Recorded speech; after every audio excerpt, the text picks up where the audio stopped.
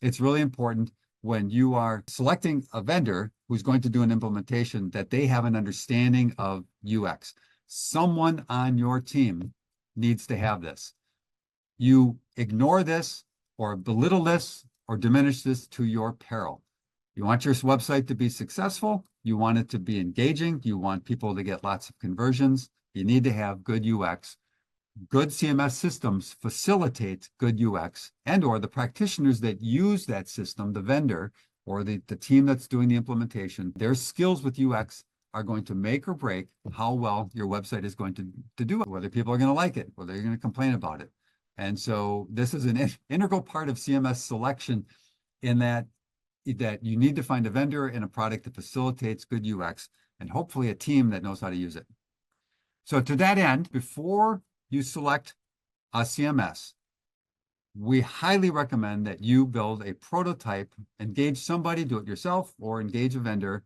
It doesn't have to be the same vendor that does, to design what that CMS is going to look like. I'll show you some examples of prototypes in a second here. Insider secret. Vendors will say they can implement any design, but some features are easy and some are hard. So when you show them the prototype, you can dive in, and once they see it, again, if you describe stuff, you are not necessarily going to get an honest answer from a vendor. But if you show them a prototype that you can actually click on, and after you click on the filter, the screen updates automatically inside the prototype, well, the vendor goes, now it needs to do this. And the vendor can say, oh yeah, that's easy. It's built in, which it would be with Titan. Or hard, that's not something we can do out of the box. Vendors can't estimate or provide you a good CMS recommendation with integrity until you show them what you want built. Show. You can't tell, you have to show them. And you have to spend a little bit of time narrating your expectations. So RFPs that arrive in our door with big checklists and the description. Our new website needs to support products and services and about us and the history of the company. And here's a checklist of it, all the features that we got off the internet about what good CMS system should have. Please fill this in and answer the question. Well, you're going to get a flawed answer from every vendor, from every CMS that does an evaluation. If you can show them what you mean by that, which is some work up front before you engage in finding the platform that is going to host that CMS, doing this upfront work will make a huge difference in finding a CMS that matches for them. So every feature that you have inside of your prototype has a small, medium, and large version. And costs differ very accordingly. This prototype will go a long, long way towards helping you pick the right thing. Here's some prototypes we built recently for one of our clients. And you can see, I'm not going to show the detail of this because it's not really relevant to the conversation, but I don't know, a couple dozen and a half pages that we have built for them. Each one of these has a rendering. Many of them have clickable behaviors on them so that you can click through these prototypes and go from one page to the other, back and forth. Selected hotspots inside of the prototypes that will animate or light up or pull down menus or navs.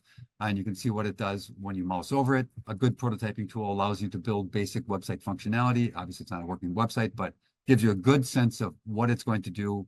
It implies and or directly shows the functionality that you're going to have.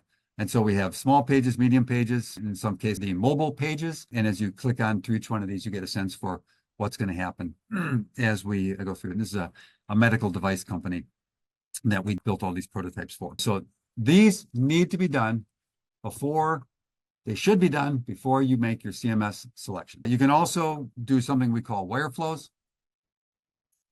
This is an example of ones on this previous page were more colorful. Here's just kind of basic functionality. So we're trying to figure out how these filters are going to work for this different client. They're a mining manufacturer, mining equipment manufacturer, very complex product line. So we had to be able to build wire flows that showed how you clicked on different stuff and how different parts of this mining equipment would be revealed as you were trying to filter and configure the particular mining belt that you were trying to build. So it's called a wire flow. And it's very useful, again, for showing a CMS vendor, here's what we need built. And now you can say, is this easy, medium, or hard? So then you might have those things over here. If you take and start with the wire frames, maybe not a lot of color. At some point in time, you can fill those in. This can happen if you're going to do the parts over here on the right-hand side, where it's more of a wire frame, less color, then after you make the CMS selection, you can actually color it in. That's going to be something that most CMSs are going to be able to handle just fine. Being able to apply color and style to it won't be there, but the functionality is what's going to be really important, whether the CMS can do this or not. And where you need a do-it-yourself, or do you need enterprise class CMS?